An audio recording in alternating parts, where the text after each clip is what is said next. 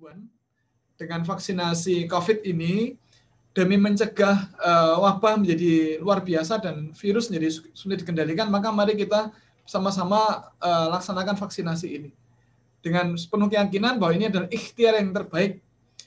Ikhtiar terbaik diiringi dengan doa yang khusyuk, fokus, dan kita yakin bahwa Allah itu memiliki kemampuan untuk mengendalikan dunia dan akhirat, memiliki kemampuan untuk mengendalikan surga dan neraka. Maka membuat kita terlindung dari COVID ini bagi Allah sangat mudah. Maka dengan ikhtiar vaksinasi dengan protokol COVID, kemudian doa yang khusyuk dan fokus begitu, kemudian kita tawarkan pada Allah Subhanahu wa taala.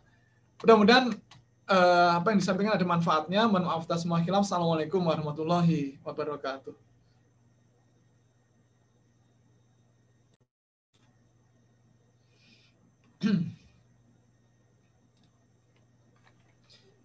Oke, baik. Terima kasih Ustadz Nanung. Sangat jelas sekali. Dan saya yakin Bapak Ibu semua sudah mantap ya. Jadi apa yang dijelaskan sudah sangat jelas bahwa vaksin AstraZeneca walaupun ada babinya tapi para ulama sudah membolehkan dan dipakai di mana-mana. Termasuk vaksin Sinovac yang sudah habis ternyata. Walaupun sempat saya ditanya juga Ustaz, ini vaksin Sinovac itu tanggal 25 Maret expired. Ini saya juga bingung juga, padahal saya juga nggak tahu is expired atau enggak, ya sudah. Ini makanya. Ngomong panjenengan nyinggung itu, Bapak Ibu, ini penting ya. Ada berita jadi viral mengatakan, termasuk yang disampaikan oleh Dr. Tia Suma, siapa itu ya? Mengatakan bahwa ini kita menggunakan barang usang dan berarti kalau ini expired 25 Maret 2021 berarti ini sudah dibuat 2 tahun yang lalu, berarti 25 Maret 2019 ketika belum ada wabah, berarti orang sudah membuat vaksinnya sebelum ada wabahnya dan seterusnya. Itu hoax, itu berita dusta. Yang benar bagaimana? Yang benar adalah Bapak Ibu, masa durasi expired 2 tahun itu adalah klaim sepihak dari perusahaan vaksinnya. Didasarkan pada keumuman vaksin itu masa gunanya adalah 2 tahun. Maka kemudian dibuat aja template masa berlakunya adalah 2 tahun. Tetapi Badan POM tidak mau begitu. Data yang dimiliki oleh Sinovac itu bukan data penelitian 2 tahun, karena baru kemarin vaksin dibuat. Data yang ada adalah data uji stabilitas vaksin 6 bulan. Maka kemudian Badan POM menetapkan vaksin Sinovac ini masa expired date-nya adalah 6 bulan. Nah, kalau 25 Maret 2021 maka itu dibuat kira-kira adalah 25 Maret 2021 dikurangi 6 itu berapa? 25 September 2020. Jadi vaksin Sinovac itu dibuat kira-kira 25 September 2020, bukan 25 Maret 2019. Karena dihitung mundurnya adalah 6 bulan sebelumnya, bukan 2 tahun sebelumnya. Kira-kira demikian. Atau 9 Pak Sigit. Sami-sami Ustaz. Baik, monggo yang ada yang mau tanya, silahkan langsung saja. SD Muhammadiyah Mbak Usasran. Monggo.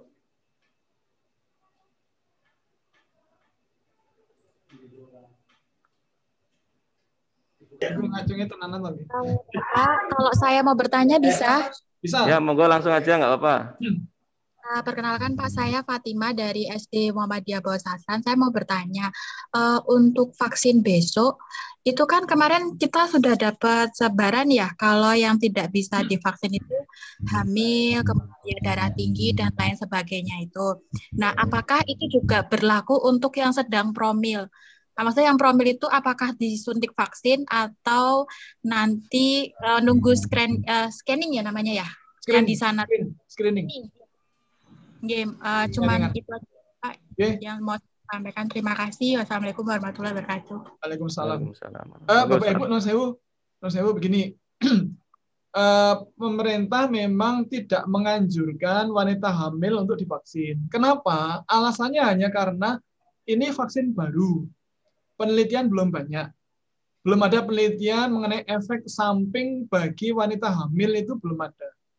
Nah, karena tidak ada keterangan, tidak ada informasi, maka pemerintah memilih untuk yang baru hamil ditunda dulu. Itu aja alasannya. Kemudian yang darah tinggi bagaimana? Bapak Ibu, yang darah tinggi itu akan ditanya, ini darah tingginya Anda terkontrol apa tidak? Kalau terkontrol, misalnya menggunakan obat-obat pengontrol atau pengatur tensi ya, seperti Mikadis atau amlodipin, kemudian tensi kita stabil, maka dokter akan mengizinkan vaksinasi. Tapi kalau tidak pernah minum obat, kemudian tensinya naik turun tidak terkendali, itu jangan, nanti malah jelek. Tetapi Bapak Ibu bagaimana dengan promil, Ibu promil? Nah, monggo nanti besok rawuh saja, sampaikan saja ke dokternya atau nakes, ini kondisinya sekarang seperti ini. Saya manut lanjut apa tidak, saya manut karena dokter lebih paham. Itu lebih aman. Karena semua orang yang akan divaksin nanti akan melalui tahap screening, akan ditanya dulu. Jadi sebelum masuk ke ruang vaksinasi, nanti akan ditanya, kita akan dicek suhunya, kemudian tensi, tanya macam-macam. Ada alergi obat, alergi vaksin apa tidak, darah tinggi apa tidak, dan seterusnya akan ditanya.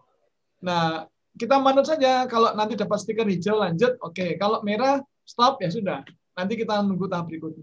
Ngaten, Bu Fatimah. Oke, matur nuwun. Terus dilanjut Bu Diah nggih. Monggo Bu Diah. Mic-nya dihidupkan dulu. Ya, monggo. Baik, terima kasih Pak.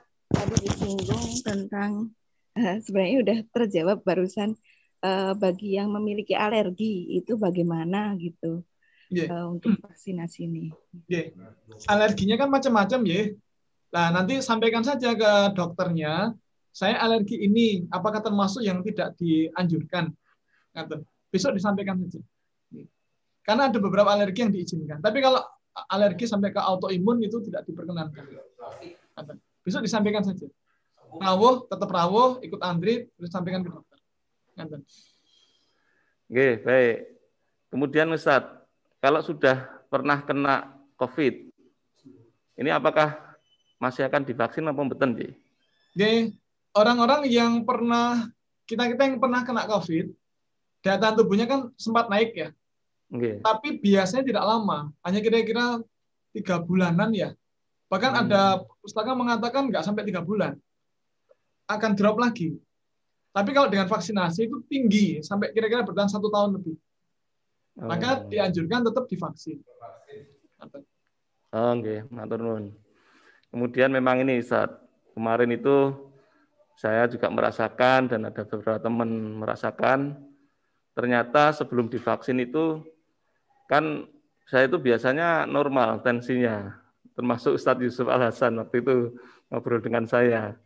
Saya itu biasa 130, ternyata naik 160. Terus di Ustadz Yusuf Al Hasan itu 120, naik jadi 170 Ustadz. Masya Allah. Itu karena takut atau gimana? Nggak bisa jadi Ustadz. Saya makanya agak bingung ini. Ini kalau saya rasakan memang saya ada kecemasan sedikit. Ya. Saya itu rasakan iya. Nah ini atau mungkin kondisi di lapangan, apakah kena panas atau apa, atau memang secara psikologis memang seperti itu. Iya, jadi memang secara psikologis kalau kita was-was, maka jantung akan berdegup lebih kencang. Itu memompa darahnya lebih kuat, maka tensi menjadi lebih tinggi. Begitu. Bapak Ibu, yang disuntik tidak hanya kita, tapi orang di seluruh dunia. Jadi tidak perlu khawatir. Ini aman, insya Allah. Dan ketika divaksin itu memang rasanya ternyata seperti disuntik ternyata. Jarumnya lebih kecil. Jadi memang sedikit itu kemudian nggak terasa. Apalagi kalau sambil ngobrol, nggak terasa. Anak-anak kami memang sejak kecil, sejak bayi dibiasakan, sejak masih balita dibiasakan kalau disuntik, saya minta mereka untuk melihat jarum suntiknya, agar mereka tidak takut dengan jarum suntik. Bahwa nanti ketika masuk itu ceklik sedikit, nggak apa-apa, sebentar nggak apa-apa, tapi tidak akan berlanjut, tidak akan berlarut-larut terus lebih sampai nangis, ngompol, teriak-teriak, minta apa itu enggak. Jadi biar tidak takut menghadapi sesuatu. Karena itu ada tentara juga yang ketakutan sampai teriak-teriak. Ada dokter yang juga ketakutan karena kalau nyontek nggak apa-apa, kalau disuntik dia malah pingsan. Karena kecil takut dengan jarum suntik katanya. Yeah. Monggo Bapak Ibu yakinkan dan mantapkan diri kita bahwa yang divaksin tidak hanya kita, tapi orang-orang di Arab Saudi, para ulama di Saudi juga begitu. Mereka sebenarnya divaksin agar aman gitu ya. Dan mudah-mudahan dengan vaksinasi ini kita lebih terlindung. Monggo silakan, ada lagi? Monggo, ada yang mau ditanyakan lagi?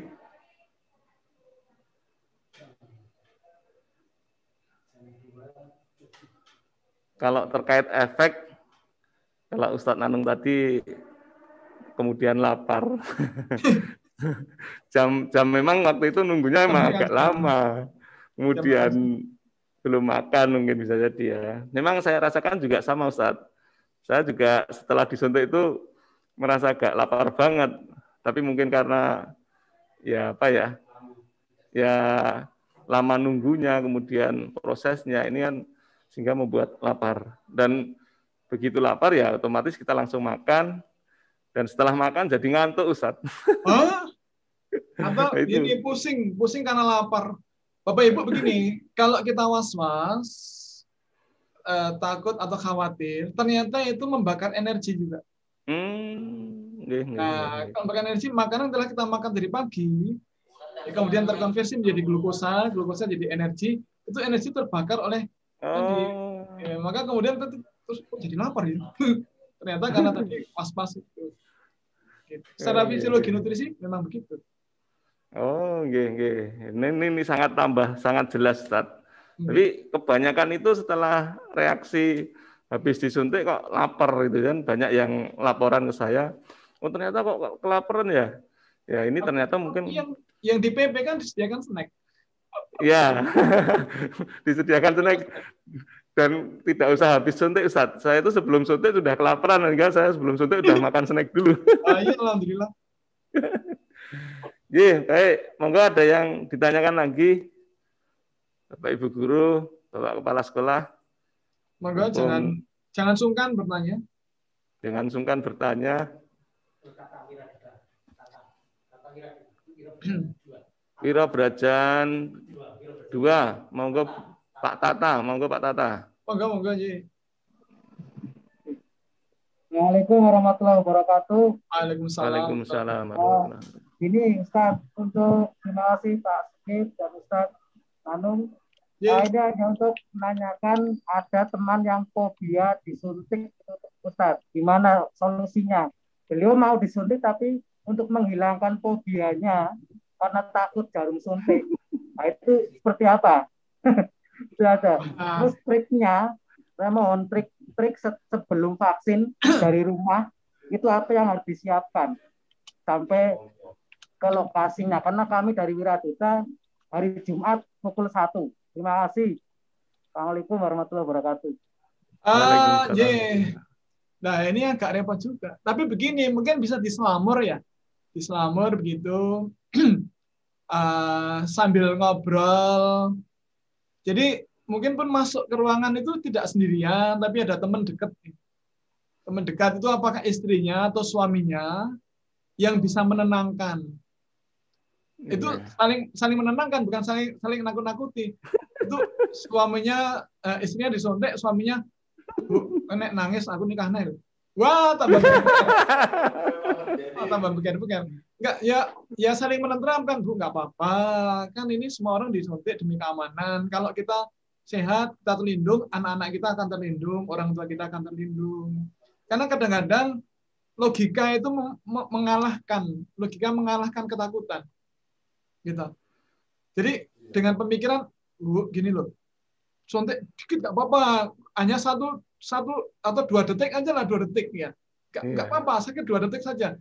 Tapi setelah itu kita akan terlindung, anak-anak kita yang masih kecil-kecil akan terlindung, bapak ibu sepuh itu akan terlindung, semua akan terlindung daripada nanti kita takut disuntik kemudian tidak terlindung, terus kemudian jadi ada wabah di tempat kita.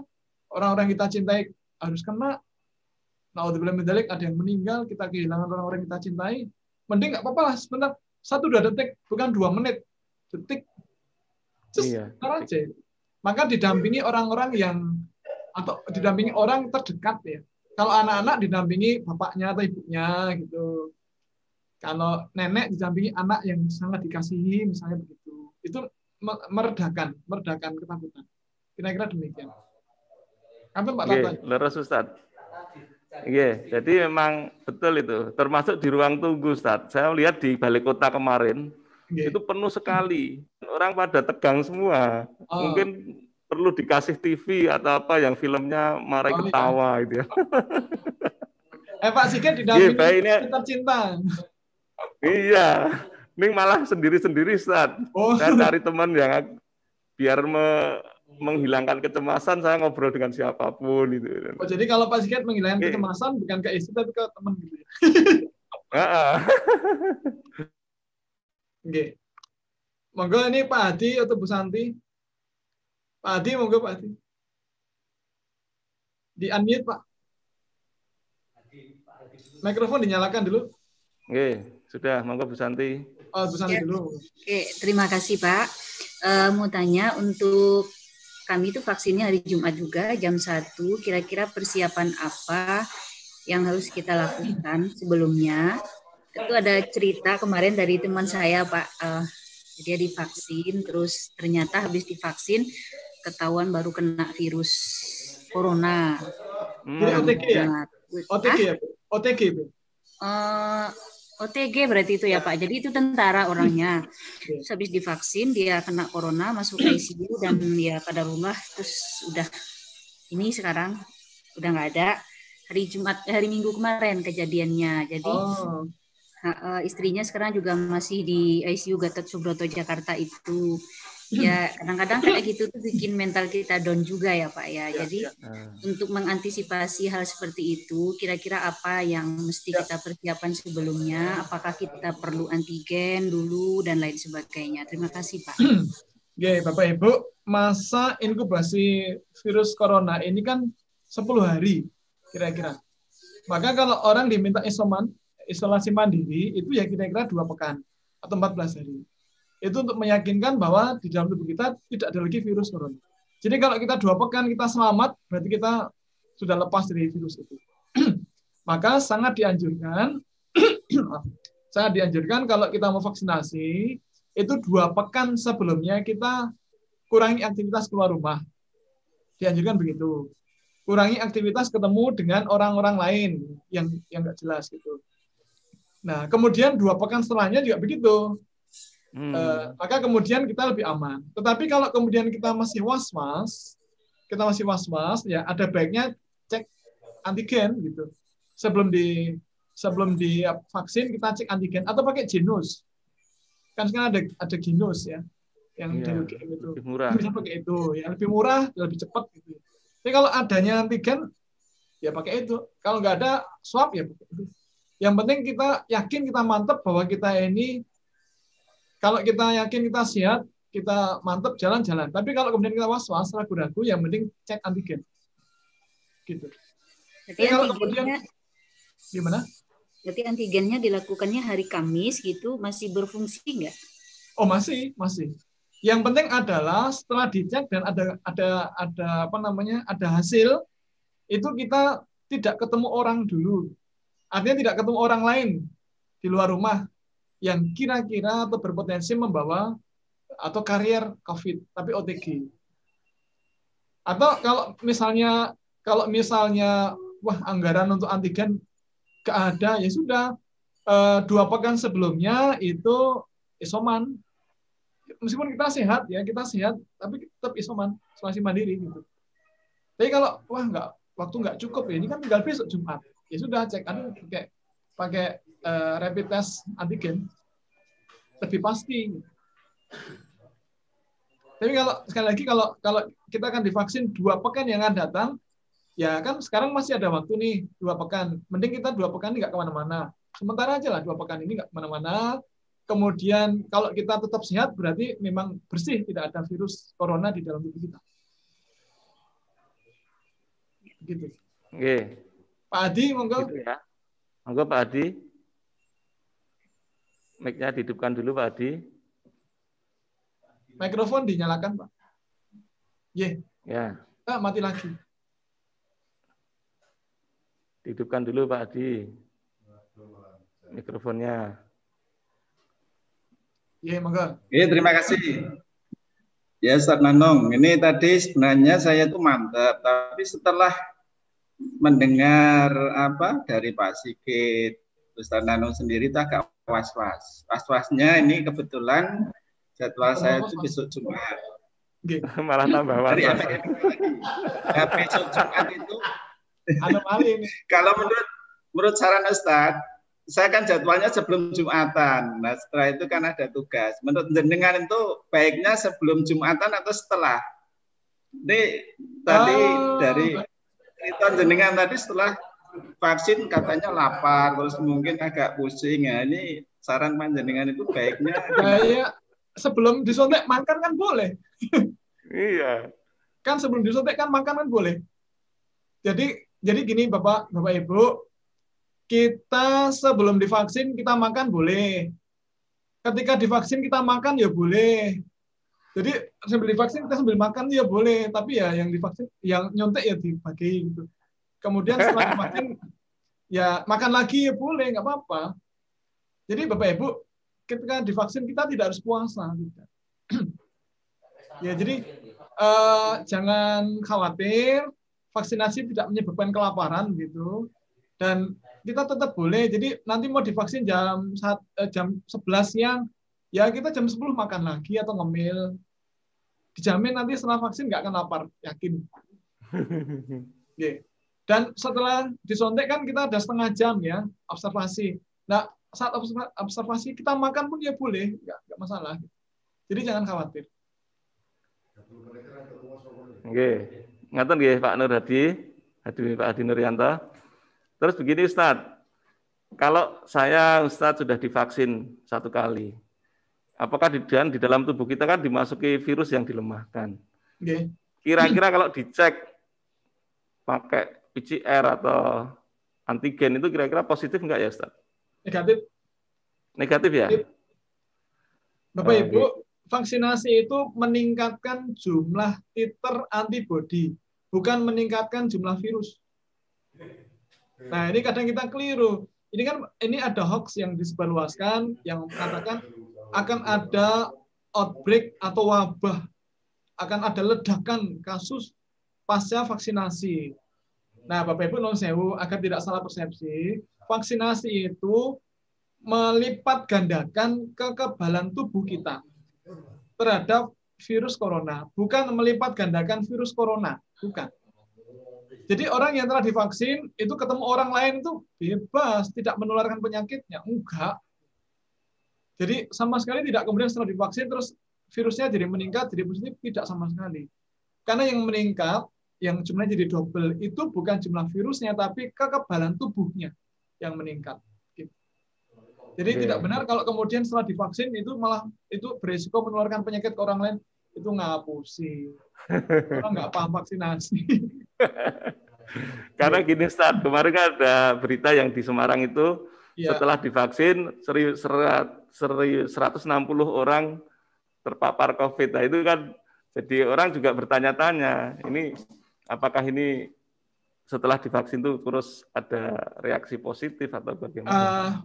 Begini Bapak Ibu, sekali lagi kalau vaksinasi itu tidak mungkin menyebabkan orang menjadi terinfeksi. Kalau itu menyebabkan orang terinfeksi, maka jutaan orang di seluruh dunia akan terinfeksi. Gitu. Tetapi kalau kemudian, kenapa ada beberapa orang yang terinfeksi, itu kemungkinannya, saya ulangi, 1, mereka sudah positif terlebih dahulu, tapi OTG, seperti saudara Bu Santi Martina tadi, sudah OTG, sudah terinfeksi, tapi nggak ketahuan. Karena ketika di screening kan hanya cek suhunya normal, tensi normal, ada mual-mual, peningkatan atau kenaikan atau penurunan berat badan yang agak drastis di sepekan terakhir ya tidak ada. Gejala-gejala tidak ada. Yang namanya OTG kan memang tanpa gejala. Padahal sebenarnya sudah positif. Nah, kemudian begitu dimasuki itu tubuh bereaksi, kemudian virusnya yang di dalam berkembang biak itu bisa. Atau yang kedua, setelah divaksin mereka menganggap ya karena tidak ikut pengajian ini dari Badan Koordinasi Sekolah Muhammadiyah nggak datang misalnya, sehingga tidak tahu, maka literasi tentang vaksinasi kurang, maka dikiranya setelah divaksinasi itu menjadi orang sakti. Maka kemudian melonggarkan diri, kemana-mana nggak pakai masker, kumpul, sholat pun tidak pakai jarak, gitu, ke pasar, ke mall, dan seterusnya, bebas tanpa pakai masker, bisa kena di situ. Kenanya bukan dari vaksinnya, tapi dari orang lain. Yang ketiga, ya mungkin tubuh orang-orang ini pas kebetulan memang tidak merespon ketika divaksin. Orang-orang lain merespon, tapi orang ini mungkin tidak merespon. Atau tadi mungkin apa virus yang di Semarang atau di Jawa Tengah itu sudah bermutasi menjadi lebih ganas, ya kita tidak tahu. Tapi yang jelas vaksinasi itu insya Allah tidak akan menyebabkan orang malah menjadi positif, itu tidak. Oke, baik. Masih ada lagi yang tidak? Oke, baik. Kalau tidak ada, sekali lagi terima kasih kita aturkan pada Ustadz Nanung dan Bapak Ibu semuanya yang sudah menyempatkan atensinya untuk mengikuti ini. Dan insya Allah kita sudah mantap bareng-bareng untuk vaksin ria, biar semangat dan gembira. Saya bilang bervaksin ria itu biar semangat dan gembira, tidak usah takut.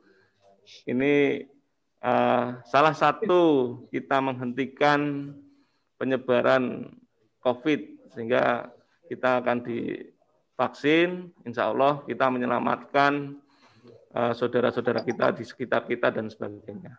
Pak Sigit, itu kira-kira yang fobi itu misal loh ya, ini misal diberi gini, semua Bapak Ibu yang fobi dengan vaksinasi, nanti kalau tetap divaksin dapat hadiah 1 juta, itu mungkin ini hilang nggak ya? Iya, banyak yang langsung ngacung. Pura-pura aku fobi, Pak. Aku tak ngaku fobi.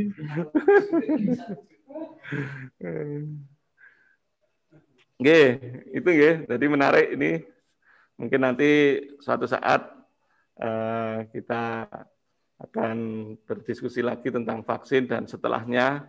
Kemudian nanti bagaimana kita menanggulangi, tetap kita pakai masker, sering cuci tangan, jaga jarak, dan berdoa insya Allah dengan banyak Bapak Ibu divaksin. Semoga COVID ini segera berakhir dan kita apalagi mau Ramadan, insya Allah bisa menjalankan ibadah Ramadan dengan maksimal dan sebaik mungkin. Amin. Amin. Sekali lagi terima kasih Ustadz Nanung. Semoga menjadi amal ibadah kita semua dan diberikan pahala yang sebaik mungkin dari Allah Subhanahu wa taala. Amin. Baik, terima kasih dari saya ucapkan sebagai moderator, mohon maaf kalau ada hal-hal yang tidak berkenan, dan billahi taufiq wal hidayah. Assalamualaikum warahmatullahi wabarakatuh. Saya kembalikan pada MC. Terima kasih. Terima kasih Bapak Ketua MCCC PDM Kota Yogyakarta yang telah memandu acara sosialisasi vaksinasi ini, dan mudah-mudahan kita sudah memahami semuanya. Tidak bijak apabila kita berlama-lama karena waktu sudah menunjukkan pukul 2:30, habis sebentar lagi asar. Untuk itu kami dari seluruh pengurus BKS dan juga kerabat kerja yang hari ini bertugas, mohon maaf setulus-tulusnya apabila di dalam kami memandu acara ini ada yang enggak berkenan. Selamat mempersiapkan diri secara fisik dan psikis untuk besok Jumat kita ketemu di Balai Kota dengan sukaria dan gembira. Ngerti Pak Sigit ya? Gitu. Selamat bervaksin. Nanti kalau ada dia yang pobi 1 juta ya semuanya enggak ada yang pobi gitu. Baik, marilah sama-sama kita akhiri kegiatan pada siang hari ini dengan melafadzkan syukur pada Allah, membaca hamdalah. Alhamdulillahi rabbil alamin. Billahi taufiq wal hidayah. Wassalamualaikum warahmatullahi wabarakatuh. Waalaikumsalam. Saya ingin pamit ya. Waalaikumsalam warahmatullahi wabarakatuh. Sehat. Sekarang ini kita sedang menghadapi pandemi COVID-19. Untuk itu, kita semua dihimbau untuk selalu mematuhi protokol kesehatan. Protokol kesehatan ini ada 5M. Nah, untuk M yang pertama yaitu menggunakan masker dengan benar, yaitu masker yang menutupi hidung, mulut, sampai ke dagu. Kemudian untuk M yang kedua yaitu mencuci tangan dengan sabun dan air mengalir minimal 20 detik atau bisa juga menggunakan hand sanitizer. Kemudian untuk M yang ketiga yaitu menjauhi kerumunan. Kemudian untuk M yang keempat menjaga jarak aman minimal 1 meter. Nah, yang terakhir yaitu membatasi mobilitas. Dihimbau untuk teman-teman semua tidak keluar rumah jika tidak ada hal yang mendesak. Ingat ya, tetap sehat untuk hidup yang bahagia. Jangan lupa saksikan channel Sapen TV dan jangan lupa juga untuk ketik, komen, like, dan subscribe. Terima kasih. Wassalamualaikum warahmatullahi wabarakatuh.